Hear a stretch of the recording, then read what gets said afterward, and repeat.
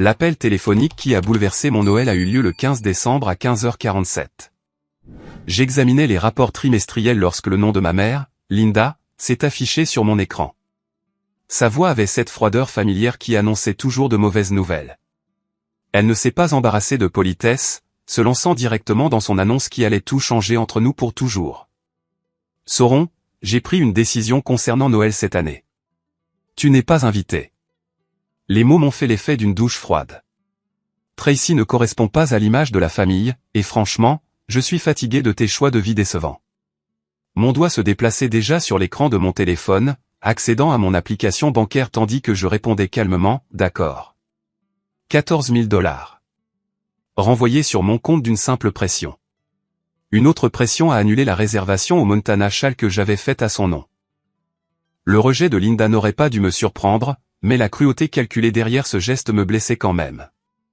Ma mère avait toujours été une maîtresse de la manipulation émotionnelle, utilisant sa position de matriarche de la famille pour contrôler chaque réunion de vacances, chaque célébration, chaque moment de joie que nous aurions pu oser vivre sans son approbation explicite.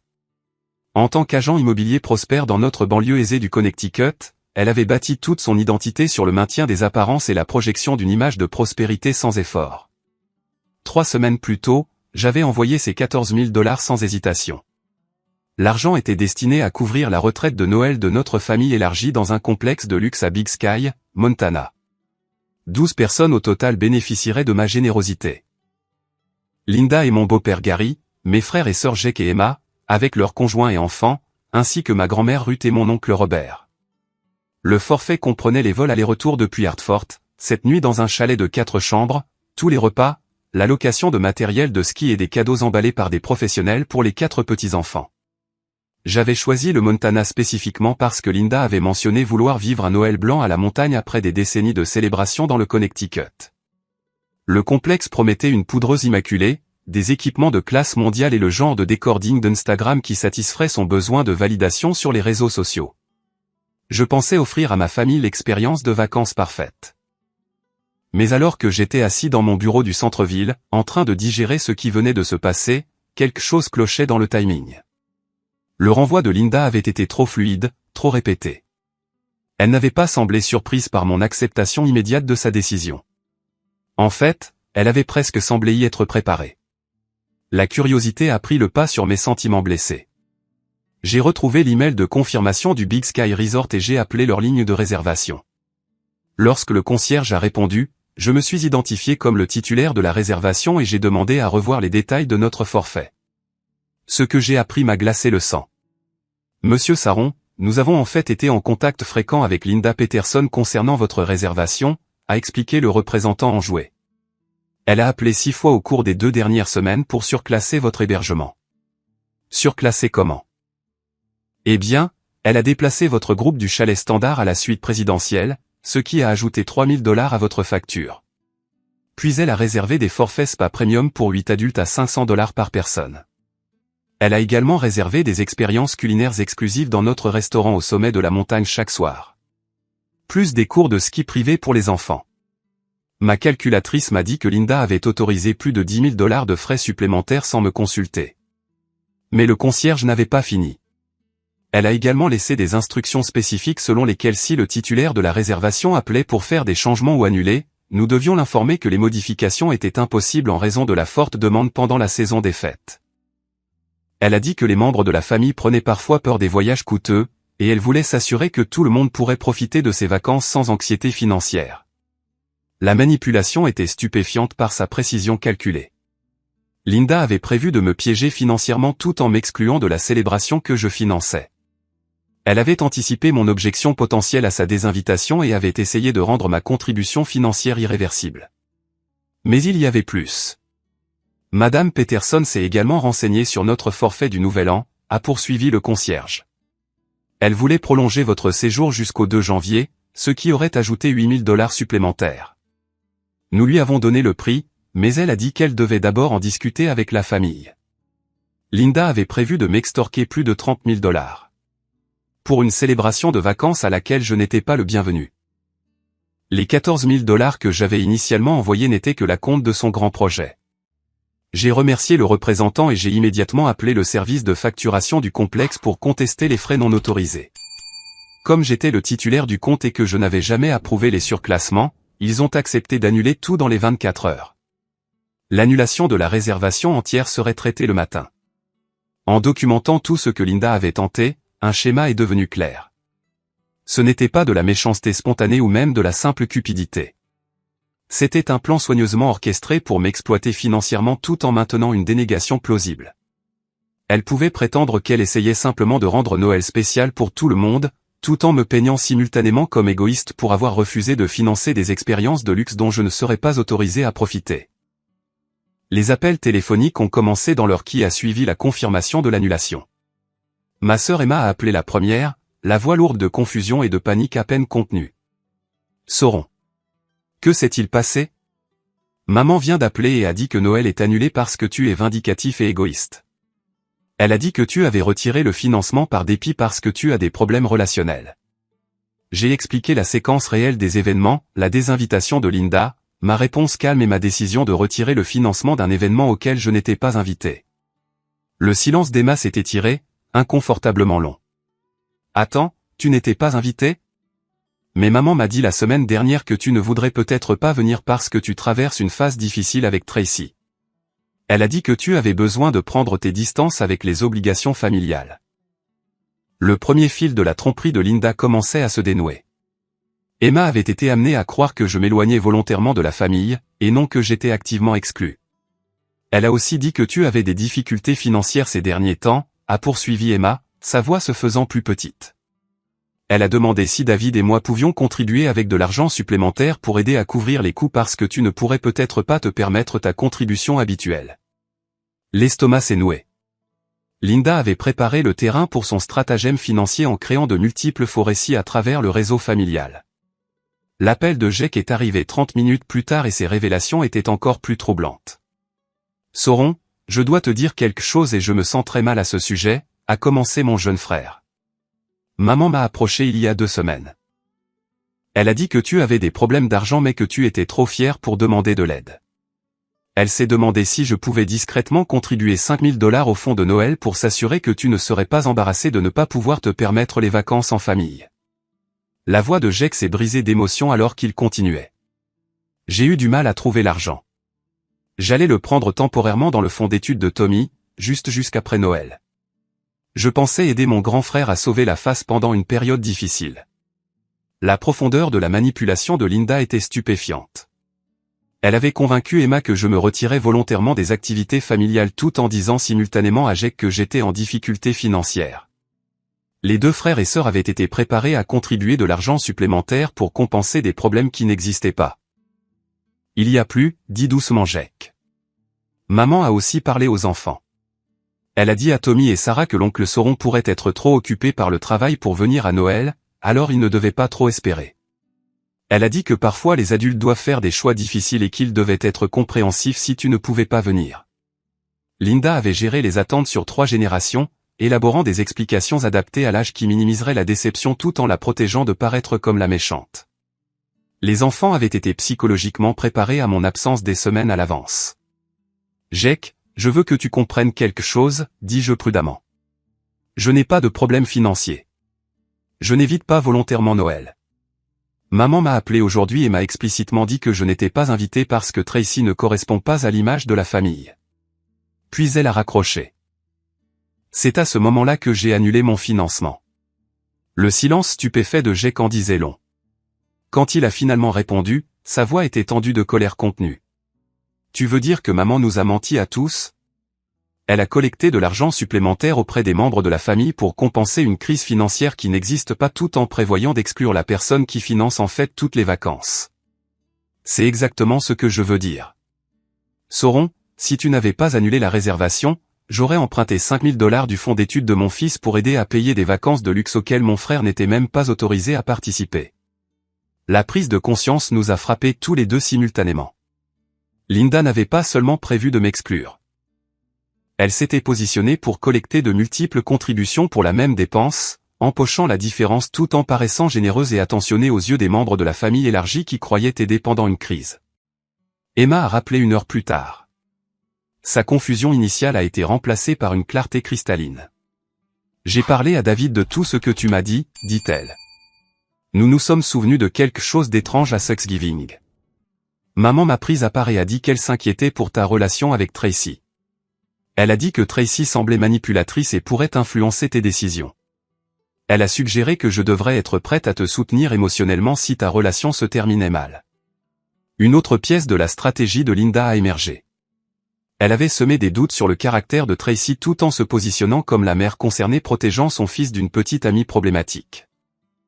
Lorsque la désinvitation de Noël arriverait, les membres de la famille blâmeraient naturellement l'influence de Tracy plutôt que de remettre en question le comportement de Linda. Maman m'a aussi posé des questions bizarres sur Tracy, a poursuivi Emma. Elle voulait savoir ce que Tracy faisait comme travail, combien d'argent elle gagnait probablement, si elle semblait financièrement stable. À l'époque, je pensais qu'elle essayait juste de mieux connaître ta petite amie. Je me suis souvenu que Tracy avait mentionné que Linda s'était montrée inhabituellement intéressée par sa carrière lors des réunions de famille. Tracy travaillait comme analyste en prévention de la fraude pour une banque régionale, mais les questions de Linda s'étaient davantage concentrées sur son accès aux informations financières et sa compréhension des procédures bancaires. L'image est devenue plus claire. Linda avait évalué Tracy à la fois comme une menace pour son contrôle émotionnel sur moi et comme une source potentielle d'informations sur ma situation financière. Lorsque Tracy s'est avérée résistante à la manipulation et protectrice de ma vie privée, Linda avait décidé qu'elle devait être éliminée complètement de la dynamique familiale. Le soir, le nombre d'appels manqués avait atteint 27. Les messages vocaux de Linda ont commencé par des excuses, mais ont rapidement escaladé vers la fureur. La progression racontait sa propre histoire, d'abord la confusion sur la raison de l'annulation de la réservation, puis la colère face à ma réaction impulsive, et enfin le désespoir, alors qu'elle réalisait toute l'étendue de son exposition financière. Sauron, il y a eu un malentendu, commençait le premier message. Quand j'ai dit que tu n'étais pas invité, je voulais dire que tu n'étais pas obligé de venir. Si tu ne voulais pas gérer les drames familiaux, je ne voulais pas dire que tu ne pouvais pas venir du tout. Le message numéro 7 est passé à l'accusation, tu es incroyablement égoïste. Sais-tu que tu as ruiné Noël pour tout le monde? Les enfants vont être dévastés. Emma et Jake se démènent pour trouver des plans alternatifs. C'est exactement le genre de comportement irresponsable qui me fait douter de tes prises de décision. Au message 15, le masque était complètement tombé. Tu as toujours été vindicatif quand tu n'obtiens pas ce que tu veux. C'est comme quand tu avais 12 ans et que tu as cassé tes jouets plutôt que de les partager. Tu préférerais tout détruire plutôt que de faire des compromis. Le message 23 a révélé son désespoir. Je veux que tu me rappelles immédiatement. Il y a des complications financières que tu ne comprends pas. Le complexe a des politiques sur les annulations qui pourraient affecter le crédit de tout le monde. Tu dois régler ça avant que ça n'impacte toute la famille. Quand elle m'a finalement joint directement à 20h30 ce soir-là, la voix de Linda tremblait de rage à peine contenue. Que as-tu fait, Sauron? Comprends-tu les conséquences de ta crise de colère? Je comprends que j'ai retiré le financement pour des vacances auxquelles je n'étais pas invité, ai-je répondu calmement. Cela semble être la réponse logique au fait d'être désinvité de Noël. Tu n'as pas été réellement désinvité. J'essayais de te donner une option pour sauter les obligations familiales si tu voulais te concentrer sur tes problèmes de couple avec Tracy. Tu m'as dit que Tracy ne correspondait pas à l'image de la famille et que tu étais fatigué de mes choix de vie décevants. Ce n'étaient pas des suggestions sur une participation facultative. Le sang-froid de Linda a finalement complètement craqué. Très bien. Tu veux la vérité? Je suis fatigué de tes choix. Tracy est inappropriée pour notre famille. Elle est autoritaire, pose trop de questions et ne comprend pas sa place. J'ai travaillé dur pour maintenir la réputation de notre famille dans cette communauté et je ne laisserai pas une inconnue venue de nulle part compromettre tout ce que j'ai construit. Les sous-entendus classistes avaient toujours été là, mais Linda ne les avait jamais exprimés aussi explicitement. Le crime de Tracy n'était pas son comportement ou son caractère. Son crime était de ne pas venir d'une richesse générationnelle et de ne pas se plier automatiquement à l'autorité sociale de Linda. Mais ça ne veut pas dire que tu devais détruire Noël pour tout le monde, a poursuivi Linda, sa voix s'élevant. Sais-tu ce que le complexe facture pour les annulations de dernière minute? Comprends-tu que les gens ont déjà pris des jours de vacances, organisé la garde des animaux, acheté des vêtements de ski pour les enfants? Je comprends que tu as autorisé $10 000 de surclassement sans ma permission, ai-je répondu. Le concierge m'a parlé de la suite présidentielle, des forfaits spa, des dîners privés, des leçons de ski. Tu prévoyais de dépenser plus de 30 000 $ de mon argent pour des vacances auxquelles je n'étais pas autorisé à participer. Le silence de Linda a duré exactement 4 secondes avant qu'elle ne se lance dans sa confession la plus révélatrice à ce jour. Ces surclassements étaient des investissements dans les souvenirs de famille. Les enfants méritent la meilleure expérience de Noël possible. Je n'allais pas laisser des limitations financières diminuer leurs vacances simplement parce que tu pourrais avoir des problèmes de trésorerie. Je n'ai pas de problème de trésorerie, Linda. Tu as dit aux autres membres de la famille que j'avais des difficultés financières pour leur extorquer des contributions supplémentaires. J'essayais de protéger ta fierté. J'ai qu'à proposer d'aider et je n'allais pas refuser une générosité qui profiterait à tout le monde. Tu as manipulé mon frère pour qu'il emprunte de l'argent sur le fonds d'études de son fils pour payer des luxes qu'il ne peut pas se permettre, basés sur des problèmes financiers qui n'existent pas, tout ce que j'ai fait était pour le bien de la famille. La justification de Linda a révélé le cœur de sa logique tordue. Toute tromperie ou manipulation était acceptable si elle servait sa vision de l'harmonie familiale.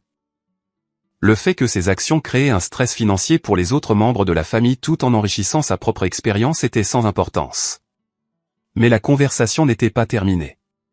Puisque tu veux être mesquin à propos de l'argent, laisse-moi t'expliquer ce que ton petit coup m'a coûté personnellement, a dit Linda, sa voix tombant dans un silence dangereux. J'ai signé un contrat de location pour une nouvelle Lexus la semaine dernière. L'acompte devait provenir de l'excédent du fonds de Noël après que toutes les contributions familiales aient été collectées. Maintenant, je fais face à des pénalités pour fonds insuffisants et ma cote de crédit va en prendre un coup. La dernière pièce du stratagème de Linda s'est mise en place. Elle n'avait pas seulement prévu d'empocher la différence entre ce que je fournissais et ce que les membres de la famille contribuaient. Elle avait déjà dépensé de l'argent qu'elle n'avait pas, comptant sur sa capacité à manipuler plusieurs membres de la famille pour financer ses achats personnels. Tu as utilisé l'argent de Noël pour t'acheter une voiture. J'ai utilisé les fonds familiaux excédentaires pour faire un achat qui profiterait à tout le monde. La Lexus a de meilleures côtes de sécurité pour transporter les petits-enfants et elle projette le genre d'image qui rejaillit positivement sur nous tous quand je conduis les enfants aux événements scolaires. La capacité de Linda à recadrer une indulgence personnelle en sacrifice familial était vraiment impressionnante. Elle s'était convaincue que les paiements de voitures de luxe étaient en fait une contribution caritative au bien-être de ses petits-enfants. Voici ce qui va se passer, a-t-elle poursuivi, passant en mode négociation. Tu vas rétablir le financement pour Noël et nous allons prétendre que cette conversation n'a jamais eu lieu. En échange, j'envisagerai de t'autoriser à te joindre à la célébration familiale, à condition que Tracy comprenne qu'elle doit être plus respectueuse des traditions et des hiérarchies familiales. Elle essayait d'acheter mon silence sur sa tentative de fraude financière tout en maintenant son contrôle sur mon argent et ma relation. J'ai activé la fonction d'enregistrement de mon téléphone. Laisse-moi m'assurer que je comprends bien ton offre, Linda. Tu veux que je paie pour des vacances auxquelles je pourrais ou non être autorisé à participer, que je finance un achat de voiture de luxe que je n'ai pas approuvé, et que je convainque ma petite amie d'accepter des abus émotionnels de ta part. En échange du privilège de passer Noël avec des membres de la famille à qui on a dit que j'étais soit en difficulté financière, soit que je les évitais volontairement. Ne sois pas dramatique, Sauron. Je t'offre une chance de réparer ça et d'avancer en tant que famille. Je vais décliner ton offre.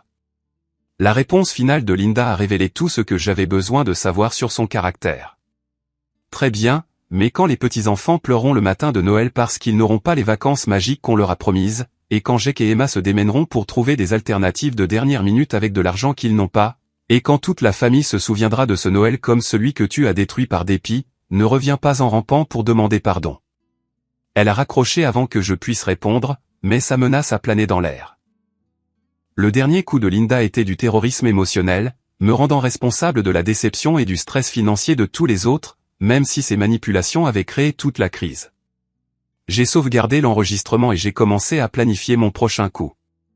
Tracy est arrivée à mon appartement 20 minutes après la fin de l'appel de Linda, portant des plats chinois à emporter et arborant l'expression inquiète qui signifiait qu'elle avait réfléchi à des problèmes complexes tout l'après-midi. En tant que ma petite amie depuis 18 mois et analyste en prévention de la fraude à la Hartford National Bank, elle possédait à la fois l'intelligence émotionnelle pour naviguer dans les drames familiaux et les compétences techniques pour détecter la manipulation financière. J'attendais cet appel depuis des semaines, dit-elle en s'installant sur mon canapé avec son ordinateur portable. Ta mère a sondé des informations sur tes finances chaque fois que nous avons interagi. J'ai tout documenté parce que le schéma me semblait familier. Tracy a ouvert une feuille de calcul qui m'a retourné l'estomac. Elle avait suivi les questions de Linda avec la précision méthodique d'une enquêtrice professionnelle, date, demande spécifique et le contexte dans lequel chaque sonde avait eu lieu. Le 3 novembre, au dîner d'anniversaire de Jake, elle a demandé si tu envisageais d'acheter une propriété bientôt et si je pensais que tu pouvais te permettre un acompte. Le 10 novembre, quand elle a aidé Emma à récupérer les enfants au football, elle s'est demandé si je savais combien tu dépensais habituellement pour les cadeaux de Noël parce qu'elle voulait coordonner les niveaux de dépenses familiales. Le 17 novembre, lors de cette réunion gênante autour d'un café sur laquelle elle a insisté, elle a demandé directement si ma banque offrait des conseils en investissement à des clients comme toi. L'interrogatoire avait été bien plus systématique que je ne l'avais réalisé. Linda n'avait pas fait de conversation décontractée, elle menait une reconnaissance financière. Mais voici la partie qui m'a vraiment inquiété, a poursuivi Tracy en affichant l'interface interne de détection de fraude de sa banque.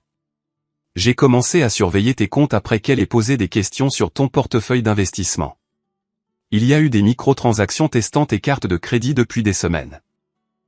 Elle m'a montré une série de petits frais qui étaient apparus et avaient disparu de mes relevés, 99 centimes à un service de réservation de complexes de luxe, 2,50 $ à un détaillant haut de gamme, 4 $ à une entreprise d'emballage cadeau premium. Chaque frais avait été annulé dans les 24 heures.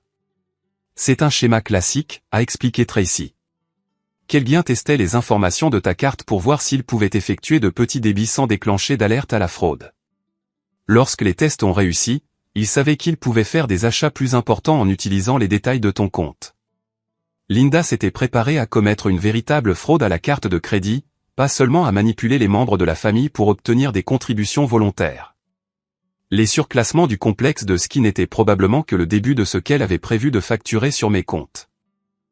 Comment a-t-elle obtenu les informations de ma carte? Tu te souviens quand tu as laissé ton portefeuille dans sa voiture après ce dîner de famille en octobre? Elle a dit qu'elle l'apporterait au travail et le déposerait le lendemain. Mais elle l'a gardé toute la nuit. Le souvenir m'a frappé comme un coup physique. Linda avait spécifiquement suggéré que Jake et moi allions ensemble au restaurant ce soir-là, laissant ma voiture chez elle. Quand j'avais oublié mon portefeuille sur son siège passager, elle avait insisté pour le rendre personnellement plutôt que de me laisser le récupérer immédiatement. Elle a photographié tes cartes, a poursuivi Tracy. Elle a probablement obtenu ton numéro de sécurité sociale à partir de dossiers familiaux il y a des années. Avec cette combinaison, elle aurait pu ouvrir des comptes de crédit à ton nom si les frais du complexe n'avaient pas fonctionné. Ma mère avait prévu de commettre une usurpation d'identité contre son propre fils. L'enquête de Tracy a révélé des détails plus troublants. Elle a retracé certains des frais de test jusqu'à des commerçants que Linda avait utilisés pour des achats personnels précédents. Le service de réservation de complexes de luxe s'était occupé des vacances de Linda dans les Caraïbes l'année précédente. Celle que Jake avait involontairement aidé à financer par une contribution pour une réparation d'urgence à la maison. Je pense qu'elle a déjà fait ça avant, a dit doucement Tracy. Le schéma est trop sophistiqué pour une première tentative. Nous avons passé l'heure suivante à appeler mes frères et sœurs pour comparer nos notes sur les diverses demandes financières de Linda au cours des 2 dernières années. La voix de Jake devenait de plus en plus tendue à chaque révélation qu'il partageait. Au printemps dernier, elle a dit que le toit avait besoin de réparation d'urgence après cette grosse tempête. Elle avait besoin de 8 000 $ immédiatement ou il y aurait des dégâts des eaux. J'ai emprunté sur mon compte de retraite pour aider. As-tu jamais vu les travaux de toiture en cours? Elle a dit qu'il les avait terminés pendant que j'étais en voyage d'affaires. Mais quand je suis passé quelques mois plus tard, le toit avait l'air exactement le même. Quand j'ai posé des questions à ce sujet, elle a dit qu'ils avaient fait des réparations intérieures qui n'étaient pas visibles. L'expérience d'Emma était tout aussi troublante. Elle a demandé de l'argent d'urgence 4 fois cette année. Réparation de voiture, facture médicale pour papa. Pénalités fiscales inattendues et entretien de la maison. Toujours urgent, toujours confidentiel. Elle a dit que les autres membres de la famille n'avaient pas besoin de savoir parce que ça ne ferait qu'inquiéter tout le monde inutilement. Nous avons calculé que Linda avait extorqué plus de 20 000 $ à ses enfants au cours des 18 derniers mois en utilisant de fausses urgences et la manipulation émotionnelle. Le stratagème de Noël n'était pas une aberration. C'était une escalade d'abus financiers continu. Il y a autre chose, a dit Emma avec hésitation. Le mois dernier, Elle a demandé si je serais d'accord pour co-signer un prêt pour des améliorations de la maison. Elle a dit que son crédit était temporairement affecté par une usurpation d'identité et qu'elle avait besoin de quelqu'un pour se porter garant d'elle pendant que les banques réglaient tout. J'ai dit que j'y réfléchirais. Linda s'était préparée à utiliser le bon crédit d'Emma pour obtenir des prêts qu'elle n'avait aucune intention de rembourser. L'excuse de l'usurpation d'identité était particulièrement tordue étant donné qu'elle se préparait à voler mon identité. L'appel de l'oncle Robert est arrivé juste au moment où nous traitions ces révélations. Le frère aîné de Linda avait toujours été la voix de la raison de la famille, mais ces nouvelles ont ajouté une nouvelle dimension terrifiante à notre enquête. Sauron, j'ai reçu un appel très étrange de ta mère hier. Elle a dit que tu faisais face à une grave urgence médicale mais que tu ne voulais pas que les membres de la famille le sachent. Elle s'est demandé si je pouvais aider avec les frais médicaux, peut-être 15 000 $ que tu rembourserais une fois que ton assurance aurait tout réglé. Linda menait des stratagèmes financiers simultanés, racontant différentes histoires à différents membres de la famille, pour extorquer de l'argent de plusieurs sources en même temps. L'oncle Robert a poursuivi avec des détails qui ont fait trembler mes mains. Elle a été très précise sur la situation médicale. Elle a dit que tu étais trop fier pour demander de l'aide directement, mais que Tracy s'était confiée à elle sur tes difficultés. Elle a fait passer ça pour une situation de vie ou de mort qui nécessitait une intervention financière immédiate. La manipulation était encore plus sophistiquée que nous ne l'avions réalisé. Linda avait utilisé le nom de Tracy pour légitimer de fausses urgences médicales, sachant que l'oncle Robert serait plus susceptible de contribuer s'il croyait que l'information venait de ma petite amie plutôt que de Linda directement. J'allais t'appeler ce soir pour organiser le virement d'argent, a admis l'oncle Robert. Si tu ne m'avais pas appelé, j'aurais envoyé 15 000 $ demain matin pour un traitement médical dont tu n'as apparemment pas besoin. Linda était à quelques heures de réussir à escroquer mon oncle d'assez d'argent pour couvrir la compte de sa voiture et laisser un surplus pour des achats personnels supplémentaires. L'étendue de sa tromperie était stupéfiante, fausse demande d'urgence aux deux frères et sœurs, préparatifs d'usurpation d'identité visant mes comptes, fausse déclaration médicale à des membres de la famille élargie, et le stratagème de Noël conçu pour extorquer des contributions tout en m'excluant de la célébration que je finançais. Mais l'oncle Robert avait une dernière information cruciale. Ta mère a également mentionné qu'elle pourrait avoir besoin de devenir temporairement ta procuration financière pour aider à gérer les frais médicaux et les demandes d'assurance pendant ton traitement. Elle a demandé si je pensais que c'était une bonne idée compte tenu de ton état. Linda avait préparé le terrain pour obtenir le contrôle légal de mes finances en utilisant des urgences médicales fabriquées comme justification pour obtenir des droits de procuration qui lui permettraient d'accéder à mes comptes de manière permanente. Tracy et moi nous sommes regardés en silence, stupéfaits. Nous n'étions pas confrontés à une manipulation de vacances ou à un drame familial. Nous étions confrontés à un abus financier systématique et à la préparation d'une fraude qui aurait pu détruire mon crédit, vider mes économies et me laisser légalement vulnérable à une exploitation continue. Les 27 appels manqués sur mon téléphone ont soudainement pris tout leur sens. Linda n'était pas en colère que Noël soit annulé. Elle était paniquée parce que son stratagème financier élaboré s'effondrait, et que plusieurs membres de la famille étaient sur le point de découvrir la vérité sur ces demandes d'urgence frauduleuses. À 21h30 ce soir-là, Tracy et moi avions assemblé un dossier complet des tentatives de manipulation financière de Linda. Des relevés bancaires, des conversations téléphoniques enregistrées, des preuves par email et des témoignages de plusieurs membres de la famille peignaient une image claire d'une fraude systématique visant ses propres enfants et parents. Nous devons organiser une réunion de famille, ai-je dit, en examinant notre documentation une dernière fois. Tout le monde doit comprendre ce qui se passe avant que Linda n'ait le temps de créer de nouveaux récits ou de détruire des preuves. Tracy a hoché la tête, rédigeant déjà un message de groupe à tous les membres de la famille. Nous devrions nous rencontrer dans un endroit neutre, loin de la maison de Linda où elle peut contrôler l'environnement. Et nous devons le faire bientôt, avant qu'elle ne réalise à quel point nous avons découvert de choses. J'ai appelé le Marriott du centre-ville et j'ai réservé leur salle à manger privée pour le 20 décembre, 5 jours avant Noël. L'emplacement central conviendrait aux membres de la famille venant de différentes banlieues, et le cadre professionnel maintiendrait les émotions concentrées sur les faits plutôt que sur les attaques personnelles. Le message de groupe a été envoyé à 22h, réunion de famille dimanche 20 décembre, 14h, salle à manger privée du Marriott du centre-ville. Discussion importante sur Noël.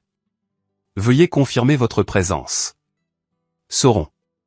Jake a répondu immédiatement. Nous serons là. Emma a suivi. David et moi descendrons ensemble. Oncle Robert, hâte de tirer les choses au clair. La réponse de Linda est arrivée 20 minutes plus tard. C'est un drame inutile. Quels que soient les problèmes que tu as avec les arrangements de Noël, ils peuvent être discutés en privé. J'ai répondu, les questions financières familiales concernent tout le monde. La réunion aura lieu comme prévu.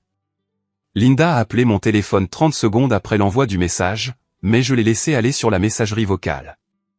Son message était prévisiblement manipulateur. Sauron, tu crées la division dans la famille en organisant une sorte de confrontation publique. Ce n'est pas ainsi que les adultes matures gèrent les désaccords. Si tu as des inquiétudes concernant l'organisation de Noël, nous pouvons en discuter comme des gens civilisés. L'après-midi de dimanche est arrivé, avec la neige de décembre tombant régulièrement à l'extérieur des fenêtres du sol au plafond de l'hôtel. Jake et sa femme Karen sont arrivés les premiers, suivis par Emma et David, avec leurs 2 enfants. Oncle Robert est venu seul, expliquant que tante Suzanne rendait visite à sa sœur mais envoyait son soutien. Gary, le mari de Linda depuis 12 ans, semblait mal à l'aise, mais déterminé à comprendre ce qui se passait. Linda est arrivée précisément à 14h15, vêtue de sa tenue la plus professionnelle et portant un portefeuille en cuir qui suggérait qu'elle s'était préparée pour une présentation d'affaires plutôt qu'une discussion familiale. Je ne suis pas sûr de la raison pour laquelle nous nous réunissons dans un hôtel au lieu de chez quelqu'un, a-t-elle commencé, prenant place à la tête de la table de conférence. Cela semble inutilement formel pour une conversation familiale. La formalité reflète la gravité des problèmes que nous devons discuter, ai-je répondu, en distribuant des copies imprimées de nos preuves à chaque membre de la famille. Tout le monde devrait examiner ces documents avant que nous commencions à parler. Les 10 minutes suivantes se sont écoulées dans un silence intense alors que les membres de la famille absorbaient les relevés bancaires, les transcriptions des déclarations contradictoires de Linda à différents parents, et la documentation de Tracy sur l'activité financière suspecte. J'ai regardé le visage de Linda pâlir progressivement alors qu'elle réalisait l'ampleur de notre enquête. Jake a parlé le premier, la voix tendue de colère contenue. « Maman, selon cette chronologie, tu m'as dit que Sauron avait des problèmes financiers et avait besoin d'aide pour les dépenses de Noël. En même temps, tu as dit à l'oncle Robert que Sauron faisait face à des urgences médicales et avait besoin de 15 000 $ pour un traitement. Tu as dit à Emma que Sauron s'éloignait volontairement des activités familiales en raison du stress relationnel. » La réponse de Linda a été une déviation immédiate. J'essayais de protéger tout le monde de soucis inutiles. Sauron traverse une période difficile et je pensais qu'il valait mieux gérer le soutien familial discrètement, plutôt que de faire de ses problèmes le fardeau de tout le monde. Quel problème, a demandé sèchement Emma. Sauron dit qu'il n'a pas de difficultés financières ni de problèmes médicaux. Ses relevés bancaires montrent des revenus et des économies constants. Où sont exactement ces problèmes que tu as gérés? Les problèmes sont émotionnels et relationnels, a répondu Linda, jetant un regard significatif vers Tracy.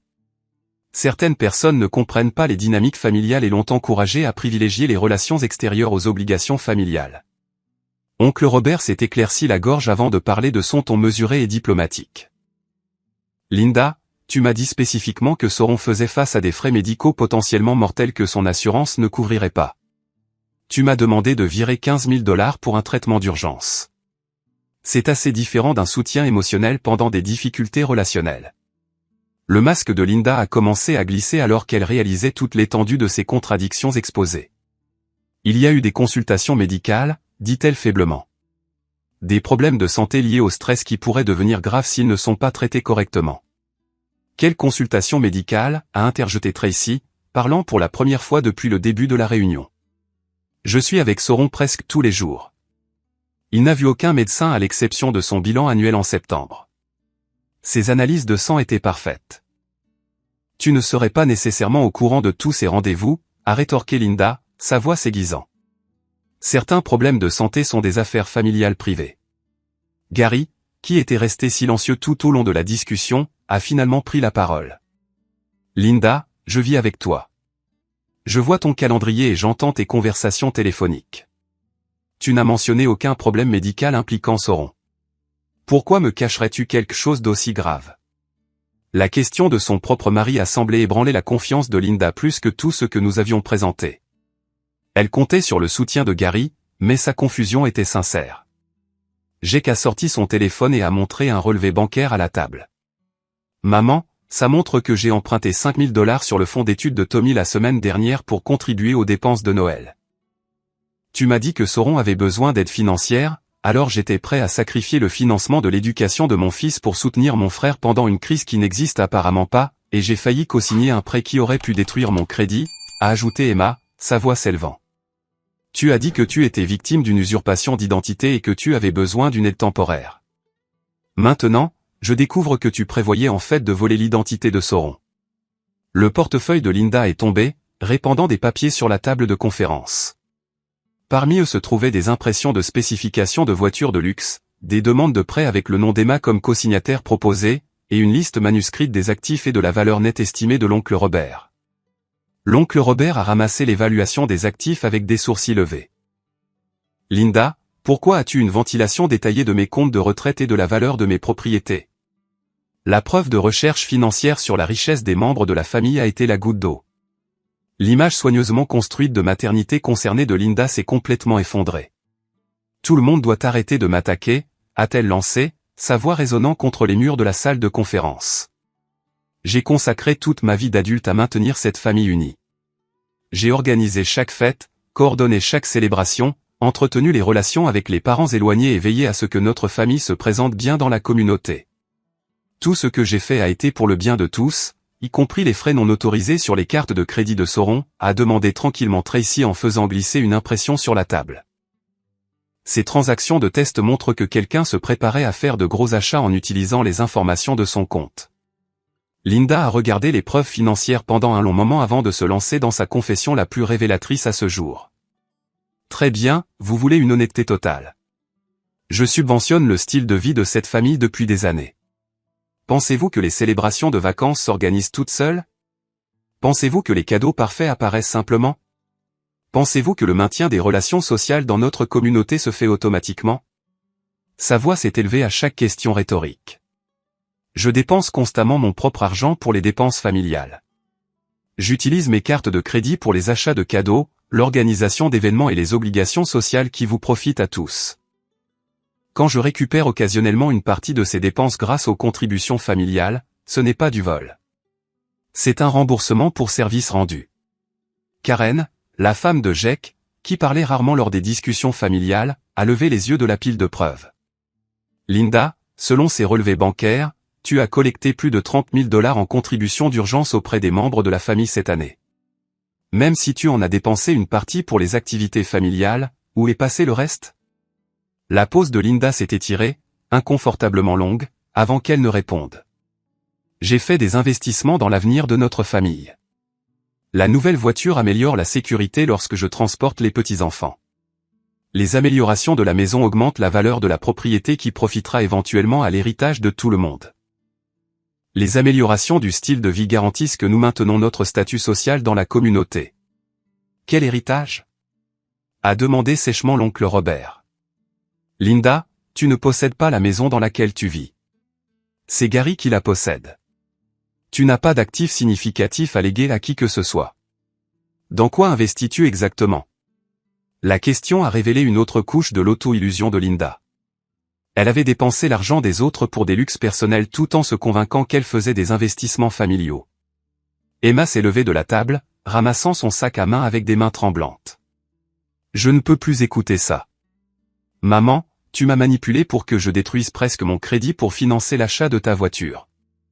Tu as convaincu Jake d'emprunter sur l'éducation de son fils pour payer des luxes que nous ne pouvons pas nous permettre. Tu prévoyais de voler 15 000 $ à l'oncle Robert en utilisant de fausses urgences médicales. Tout ce que j'ai fait était motivé par l'amour pour cette famille, a protesté Linda, mais sa voix manquait de conviction. L'amour n'implique pas la fraude, a dit fermement Jake. L'amour ne manipule pas les enfants pour les mettre en difficulté financière.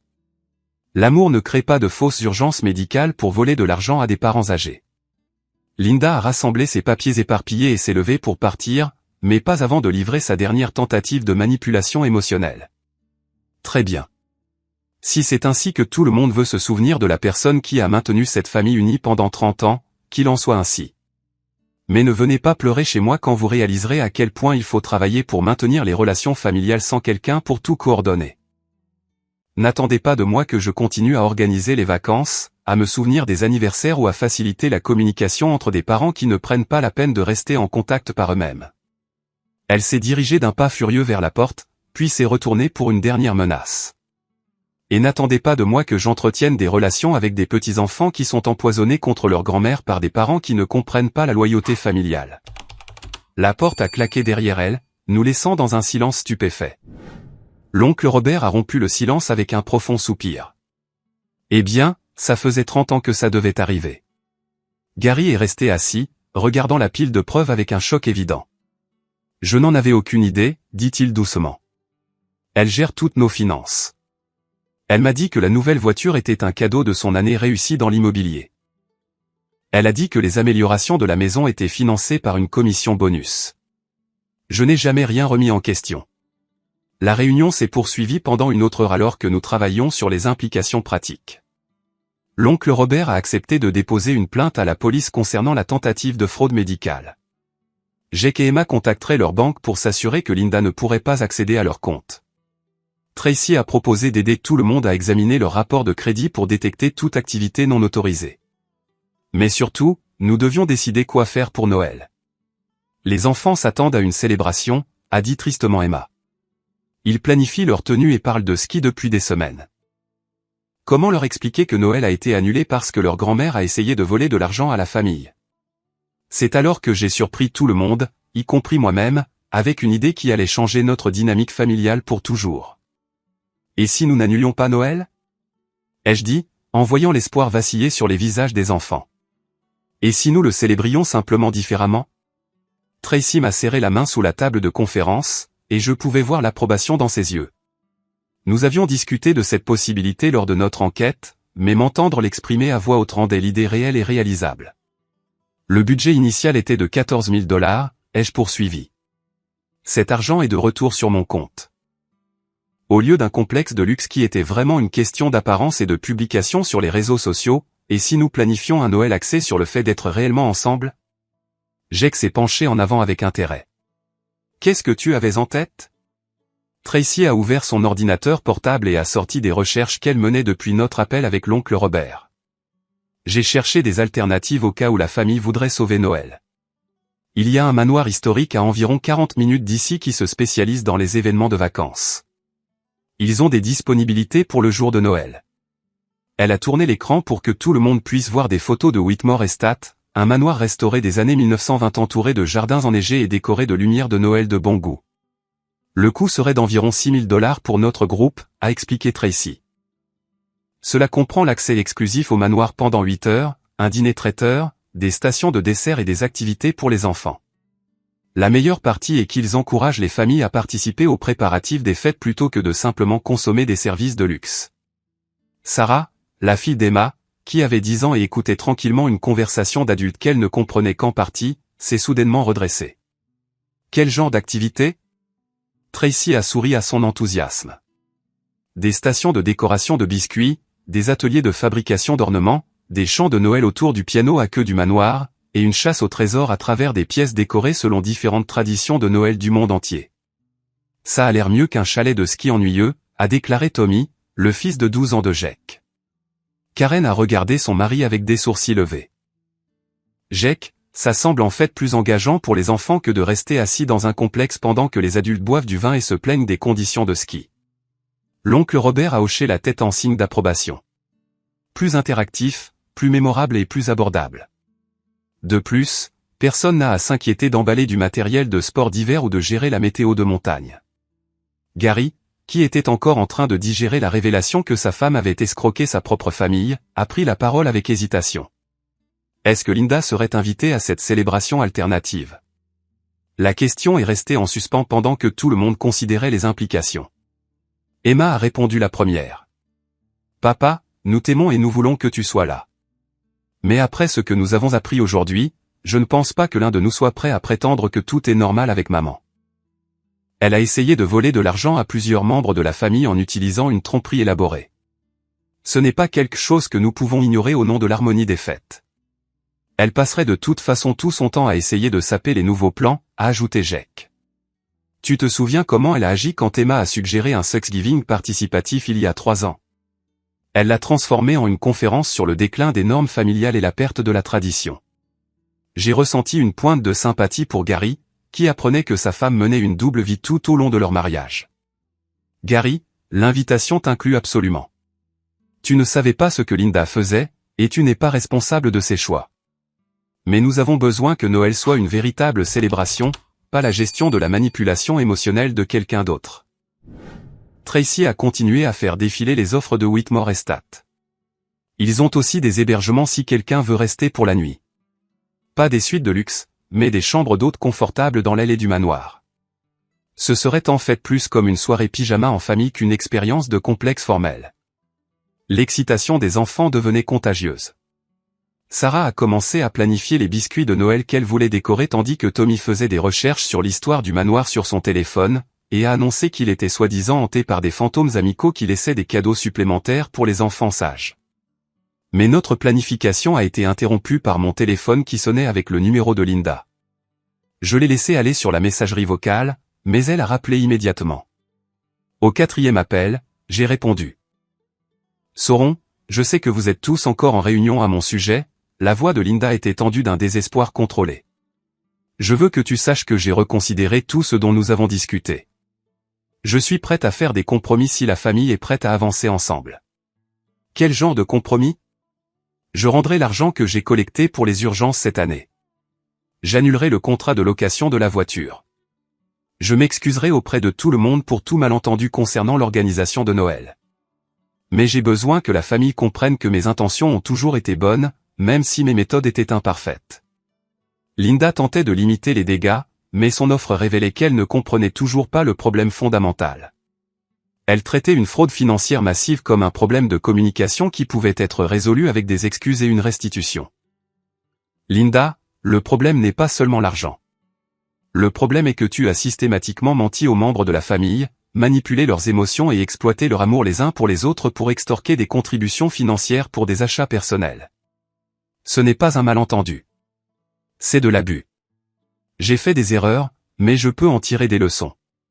Tout le monde mérite une seconde chance, surtout pendant la période de Noël. J'ai regardé autour de la table de conférence les membres de la famille qui suivaient ma partie de la conversation avec un vif intérêt. Leur visage montrait un mélange de curiosité, d'inquiétude et d'épuisement. Linda, nous avons décidé d'aller de l'avant avec des plans de Noël qui ne t'incluent pas. Nous allons célébrer en famille, mais pas avec quelqu'un qui a escroqué des membres de sa famille. Sa réponse a été immédiate et prévisible. Si vous m'excluez de Noël, vous m'exclurez de la famille de façon permanente. Je ne tolérerai pas d'être traité comme une criminelle par mes propres enfants. Vous regretterez cette décision quand vous réaliserez à quel point je contribue à la cohésion familiale. Nous sommes prêts à accepter ces conséquences. La voix de Linda est passée au pur venin. Très bien, mais n'attendez pas de moi que j'entretienne des relations avec des petits-enfants dont les parents leur apprennent à manquer de respect à leur grand-mère, et n'attendez pas de moi que je vous inclue dans ma planification successorale à l'avenir.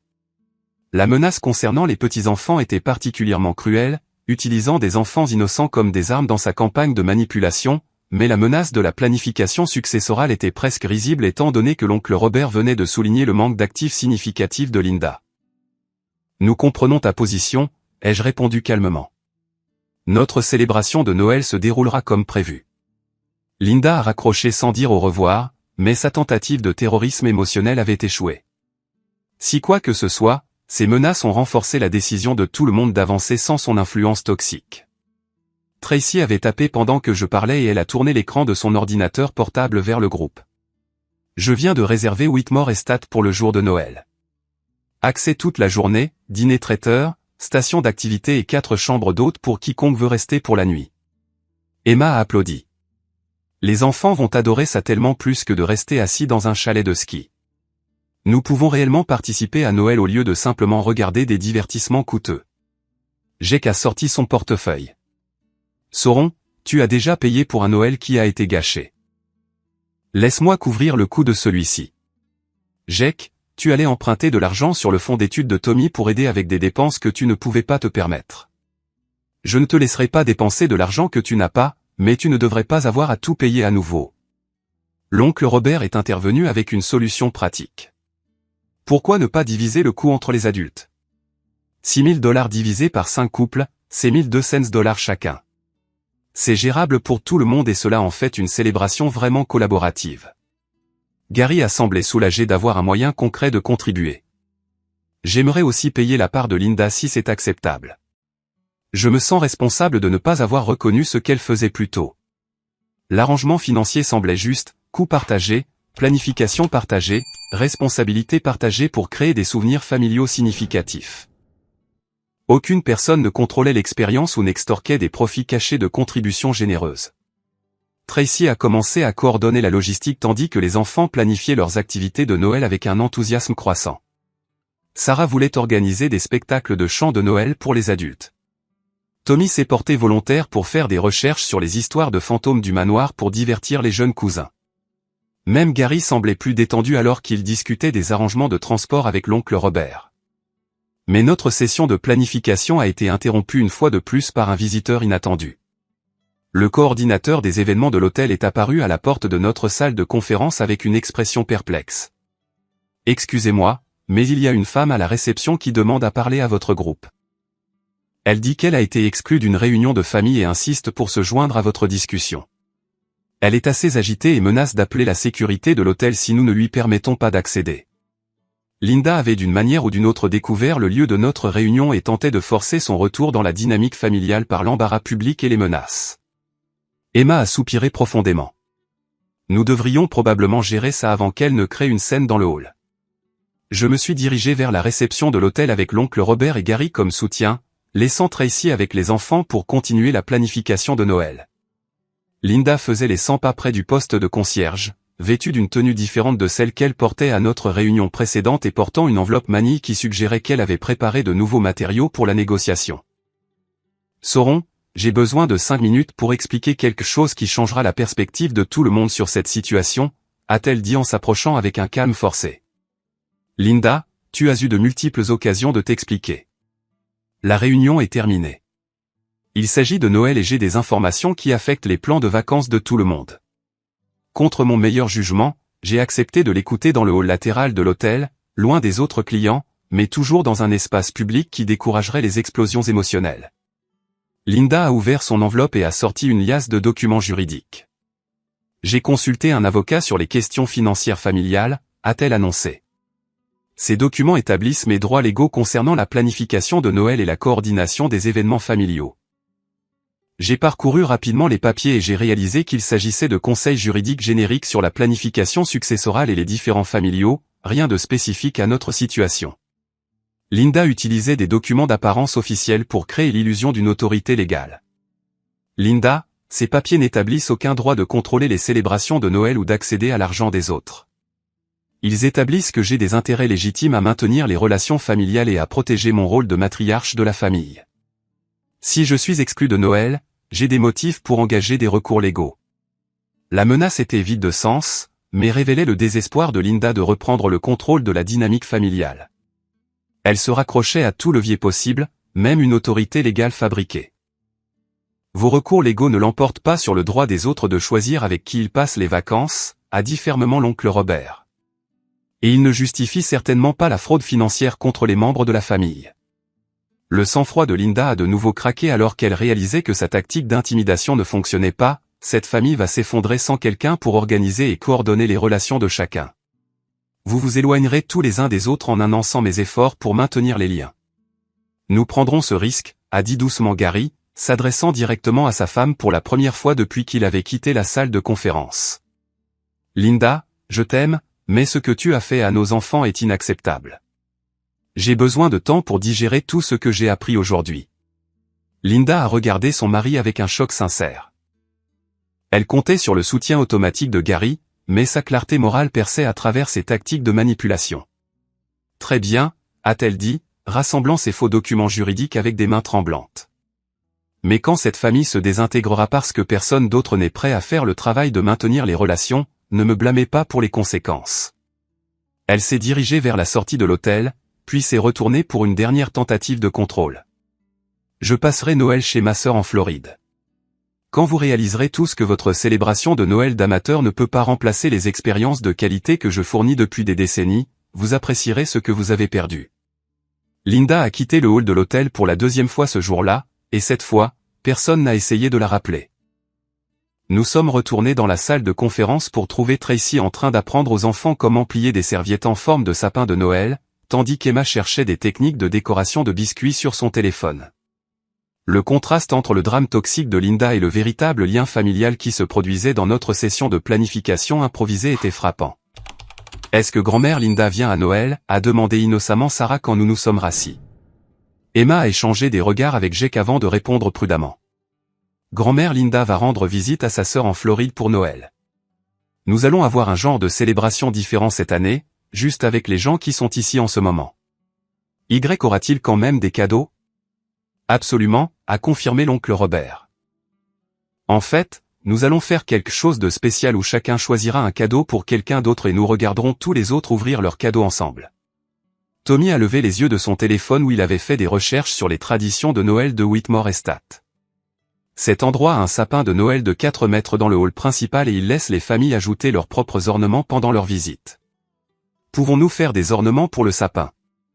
C'est exactement le genre de choses que nous ferons, a confirmé Tracy, lui montrant des photos de précédentes célébrations familiales au manoir. L'excitation des enfants était complètement sincère, axée sur les activités et les expériences plutôt que sur des cadeaux coûteux ou des hébergements de luxe. Leur enthousiasme m'a convaincu que nous étions en train de créer quelque chose de mieux que la vision de la perfection de Noël de Linda. Mais notre célébration de Noël alternative allait faire face à un dernier défi inattendu qui mettrait à l'épreuve l'unité retrouvée de notre famille. Le jour de Noël à Whitmore Estate a dépassé toutes les attentes que nous avions fixées lors de notre session de planification. Le grand hall d'entrée du manoir nous a accueillis avec le sapin de 4 mètres promis, ses branches lourdes d'ornements anciens et de lumières scintillantes qui projetaient des ombres chaudes sur les parquets polis. Les enfants ont immédiatement gravité vers le poste de fabrication d'ornements, où ils pouvaient concevoir des décorations personnalisées en utilisant des matériaux allant des paillettes et rubans traditionnels à l'argile polymère moderne. Tracy s'était coordonné avec le personnel événementiel du domaine pour s'assurer que notre célébration honorait à la fois les préférences individuelles et la participation collective. Le dîner traiteur comprenait des plats de fête traditionnels ainsi que des options pour les restrictions alimentaires de Gary et la préférence de l'oncle Robert pour des mets plus légers. Plus important encore, chaque activité encourageait l'interaction familiale plutôt que la consommation passive de divertissement. Le spectacle de chant de Noël de Sarah est devenu le point culminant de notre après-midi. Elle avait recruté Tommy comme accompagnateur réticent sur le piano à queue restaurée du manoir et ensemble, ils ont mené la famille à travers un pot-pourri de chants de Noël qui a fait rire tout le monde de notre incapacité collective à nous souvenir des paroles complètes. L'appareil photo d'Emma a capturé moment après moment de joie sincère, l'oncle Robert apprenant à sa petite nièce à valser sur Aux douces nuits, Gary partageant des histoires sur les traditions de Noël de son enfance dans le Minnesota, Jake et Karen travaillant ensemble pour résoudre la chasse au trésor sur le thème des fêtes du manoir. L'échange de cadeaux que l'oncle Robert avait suggéré est devenu étonnamment significatif. Au lieu de cadeaux coûteux qui reflétaient le pouvoir d'achat, tout le monde s'était concentré sur des sélections réfléchies qui démontraient une attention aux intérêts et aux personnalités individuelles. Tracy a offert à Emma un livre de cuisine magnifiquement illustré axé sur la cuisine avec les enfants, reconnaissant ses efforts pour impliquer Sarah et Tommy dans la préparation des repas familiaux. Jake a offert à l'oncle Robert un livre vintage sur l'histoire architecturale de Hartford, en lien avec sa passion pour les projets de préservation locaux. Quand mon tour est venu de présenter le cadeau de Tracy, j'ai réalisé que tout le monde regardait avec un intérêt particulier. Notre relation avait été au centre de la manipulation de Noël de Linda et les membres de la famille étaient curieux de savoir comment notre dynamique évoluerait sans son ingérence. J'avais choisi une photo encadrée de Tracy avec les enfants de la célébration de l'anniversaire de Jake en novembre, la dernière réunion de famille avant que le comportement de Linda n'escalade vers des tentatives de fraude pure et simple.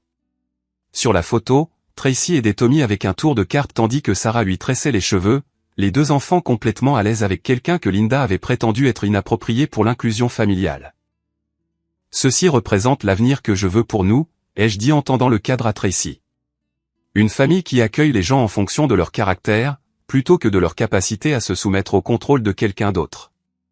Les yeux de Tracy se sont remplis de larmes alors qu'elle étudiait la photo. Je ne me suis jamais senti aussi accepté nulle part qu'avec vous tous, a-t-elle dit, regardant autour de la pièce des visages qui reflétaient une chaleur sincère plutôt qu'une obligation sociale. Mais notre célébration a été interrompue à 16h30 par une arrivée inattendue qui allait devenir le test final des nouvelles dynamiques de notre famille. Le coordinateur des événements du domaine est apparu à l'entrée principale du manoir avec une expression d'excuse. « Je suis désolé d'interrompre votre célébration, mais il y a une femme dehors qui prétend faire partie de votre groupe. » Elle insiste beaucoup sur le fait qu'elle a sa place à votre rassemblement de Noël. À travers les fenêtres avant du manoir, nous pouvions voir Linda faire les 100 pas à côté d'un taxi, vêtue d'un élégant manteau rouge et portant ce qui semblait être des cadeaux emballés. Elle était revenue de l'aéroport après avoir commencé son voyage en Floride, abandonnant le Noël de sa sœur pour faire une dernière tentative de s'insérer dans notre célébration. Devrions-nous appeler la police ? A demandé doucement Emma, se rapprochant instinctivement de ses enfants. Laissez-moi m'en occuper, ai-je dit en me dirigeant vers la porte d'entrée avec Tracy et l'oncle Robert comme soutien. Linda s'est approchée de nous avec un sourire cassant qui n'atteignait pas ses yeux. Surprise, j'ai décidé que Noël devait être passé en famille après tout. Mon vol pour la Floride a été retardé et j'ai réalisé que c'était l'univers qui me disait de rentrer à la maison, là où est ma place. Elle a tendu les cadeaux emballés en guise d'offrande de paix. J'ai apporté des cadeaux pour tout le monde. Je pensais que nous pourrions mettre les désagréments derrière nous et nous concentrer sur ce qui compte vraiment pendant la saison des fêtes. Linda, tu n'étais pas invitée à cette célébration, ai-je répondu calmement. Nous avons expliqué notre décision hier. Mais c'est Noël, Sauron. Tu ne veux sûrement pas exclure ta mère le jour de Noël même. Je suis prête à oublier tout ce qui s'est passé si nous pouvons simplement avancer en tant que famille. L'oncle Robert s'est avancé avec sa fermeté diplomatique caractéristique. Linda, nous apprécions le geste, mais notre célébration se poursuit sans toi. Les enfants passent un moment merveilleux et nous n'allons pas perturber leur expérience de vacances. La façade de Linda a commencé à se fissurer alors qu'elle réalisait que son apparition surprise ne générait pas le levier émotionnel qu'elle attendait. Allez-vous sérieusement me laisser dehors le jour de Noël ? Que penseront les gens quand ils apprendront que mes propres enfants ont exclu leur mère des célébrations des fêtes ? Les gens penseront que nous avons établi des limites appropriées avec quelqu'un qui a commis une fraude financière contre plusieurs membres de sa famille, a dit doucement Tracy. L'attention de Linda s'est tournée vers Tracy avec une hostilité non dissimulée. Tu ne fais même pas partie de cette famille. Tu n'as aucun droit de parler de nos affaires privées. Tracy a plus le droit d'être ici que toi, ai-je répondu fermement. Elle n'a jamais volé d'argent à des membres de sa famille ni manipulé des enfants pour les mettre en difficulté financière afin de financer des achats personnels. La vérité de cette déclaration a plané dans l'air froid de décembre tandis que Linda digérait la réalité que ces tactiques de manipulation émotionnelle n'étaient plus efficaces. Ses enfants avaient choisi la santé émotionnelle plutôt que l'obligation familiale, la connexion sincère plutôt que l'harmonie artificielle. Très bien, a dit Linda, sa voix tombant dans le silence dangereux que nous reconnaissions tous des disputes d'enfance. Si c'est vraiment ainsi que vous voulez gérer Noël, j'ai quelque chose à vous dire qui pourrait changer votre perspective.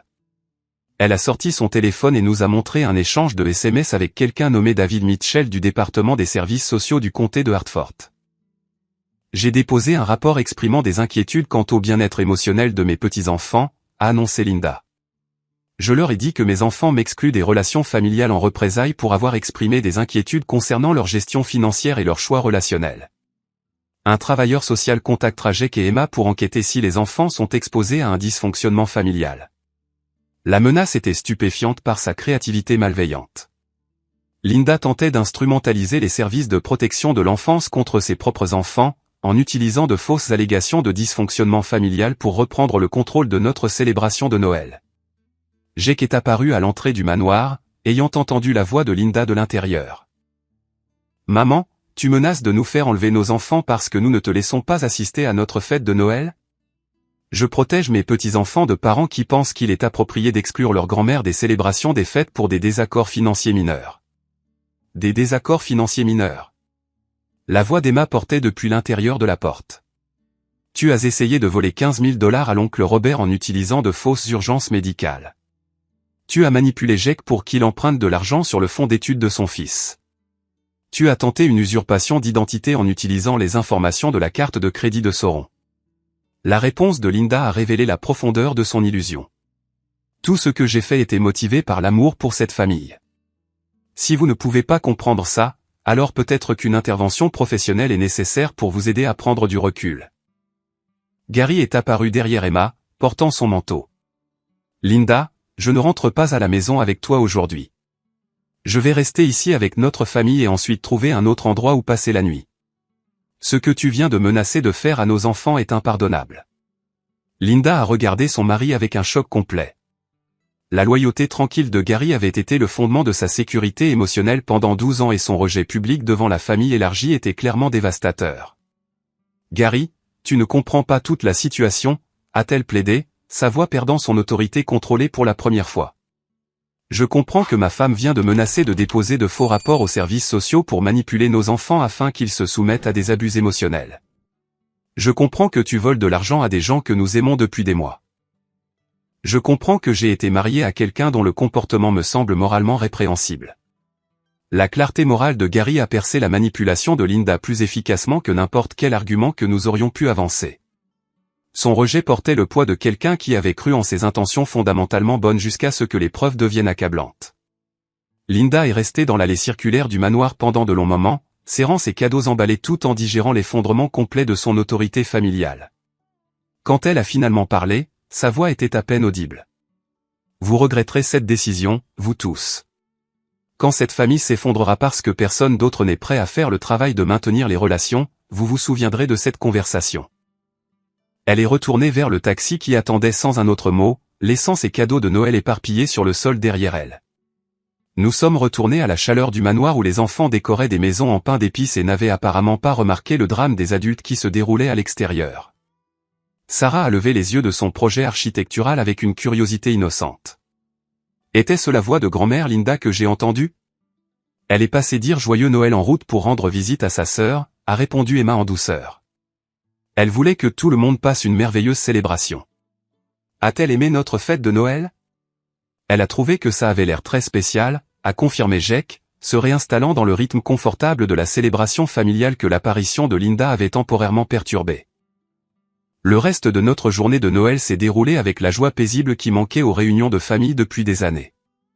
Sans le besoin de Linda de contrôler chaque détail, de gérer chaque conversation et d'orchestrer chaque interaction, les membres de la famille se sont naturellement connectés les uns aux autres sur la base d'un intérêt et d'une affection sincère. L'oncle Robert a appris aux enfants des jeux de cartes que son père avait ramenés d'Irlande. Gary a partagé des histoires sur son travail de bibliothécaire, suscitant l'intérêt de Tommy pour l'histoire locale tout en encourageant l'amour de la lecture de Sarah. Tracy a coordonné un concours de décoration de biscuits qui a fait rire tout le monde de leurs limitations artistiques tout en créant des chefs-d'œuvre comestibles à emporter à la maison. Alors que le soir approchait et que nous nous réunissions dans le salon du manoir pour un chocolat chaud et l'ouverture finale des cadeaux, j'ai réalisé que Linda s'était trompée sur son rôle essentiel dans les relations familiales. Sans sa gestion constante et sa manipulation émotionnelle, nous avions découvert que nous apprécions réellement la compagnie les uns des autres. Nous avions appris que les célébrations significatives ne nécessitent pas de lieu coûteux ou une coordination parfaite. Elles nécessitent de l'honnêteté, un respect mutuel et un soin sincère pour le bien-être de chacun. Les enfants se sont endormis pendant notre retour à la maison, épuisés par une journée d'activité et d'engagement sincère. La main de Tracy a trouvé la mienne alors que nous suivions la voiture de Jake et Emma à travers les rues calmes de Hartford un soir de Noël. « Eh bien, merci de m'avoir incluse dans votre famille », a-t-elle dit doucement.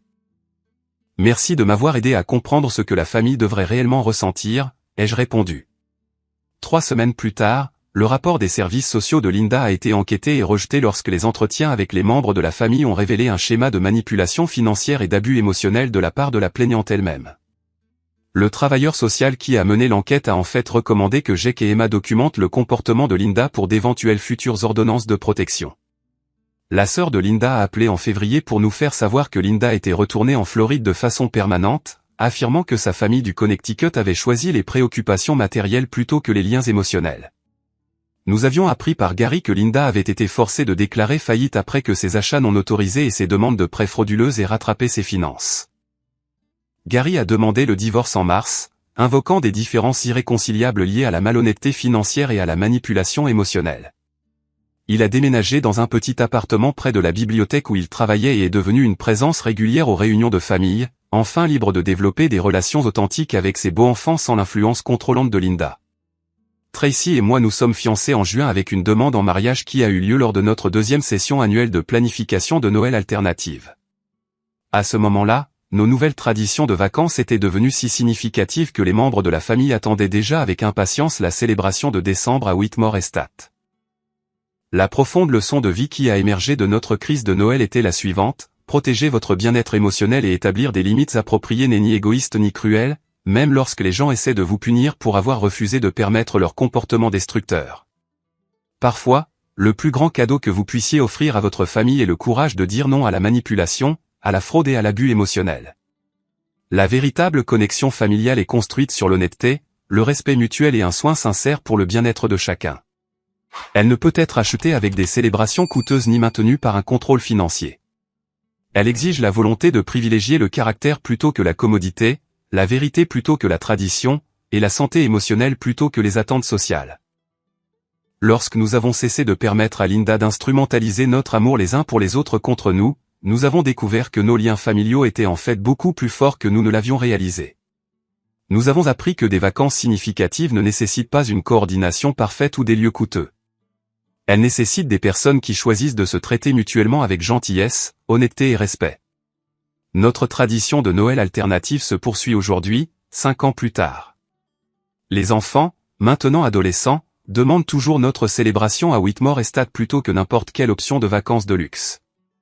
Ils ont appris que les meilleurs souvenirs de famille viennent d'une connexion sincère plutôt que d'expériences fabriquées. Gary reste une partie intégrante de nos célébrations familiales, enfin libre d'être lui-même, plutôt que de gérer la manipulation émotionnelle de quelqu'un d'autre. L'oncle Robert est devenu notre historien familial non officiel, documentant nos nouvelles traditions et s'assurant que les générations futures comprennent l'importance de choisir la santé émotionnelle plutôt que la loyauté familiale obligatoire. Tracy et moi co-coordonnons maintenant les célébrations familiales avec la participation de tous, prenant les décisions par discussion démocratique plutôt que par contrôle autoritaire. Aucune personne ne gère les finances familiales ou ne dicte les paramètres de la célébration. Plus important encore, nous avons appris que dire non à la manipulation n'est pas égoïste. C'est nécessaire pour construire des relations basées sur un soin sincère plutôt que sur un levier financier ou un chantage émotionnel. Le Noël qui a commencé par l'exclusion et la trahison est devenu le fondement des dynamiques familiales les plus saines que nous ayons jamais connues. Parfois, le meilleur cadeau que vous puissiez offrir aux personnes que vous aimez est le refus de participer à un comportement qui diminue toutes les personnes impliquées. Que feriez-vous si quelqu'un essayait de vous exclure d'une célébration que vous financiez ? Avez-vous déjà dû choisir entre l'obligation familiale et votre propre bien-être émotionnel? J'adorerais lire vos réflexions dans les commentaires ci-dessous. Hay que colocarlo y tirar la poción. Sí, sí, sí, sí, sí. Yo tengo la level 5. Tengo la 4 y la 5. La poción.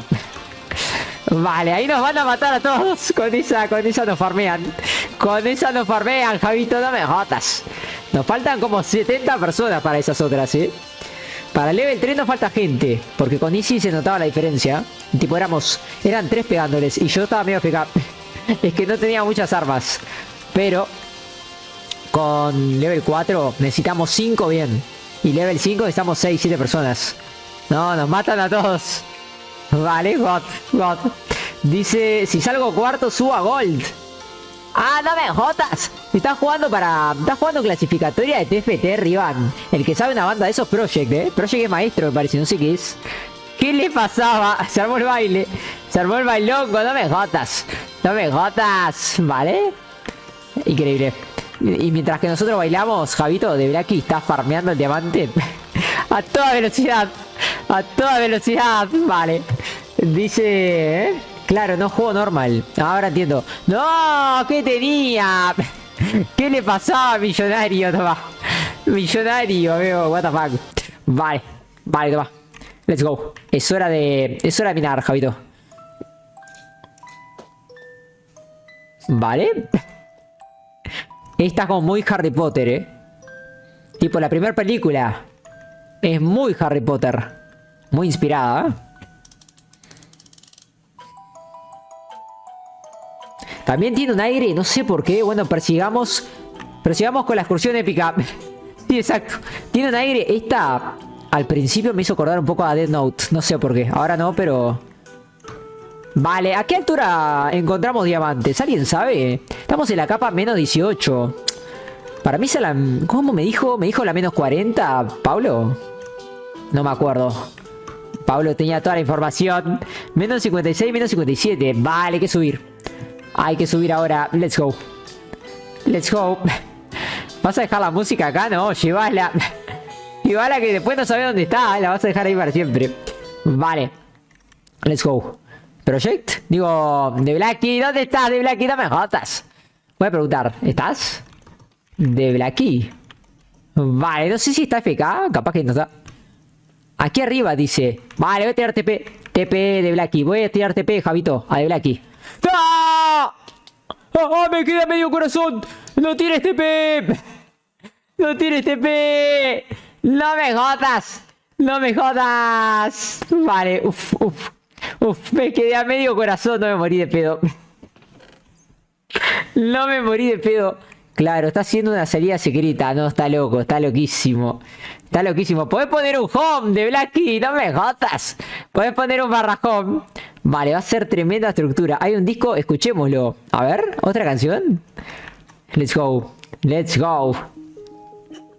Ah, este lo conozco. Este es el clásico. Este está bueno. Este me da felicidad.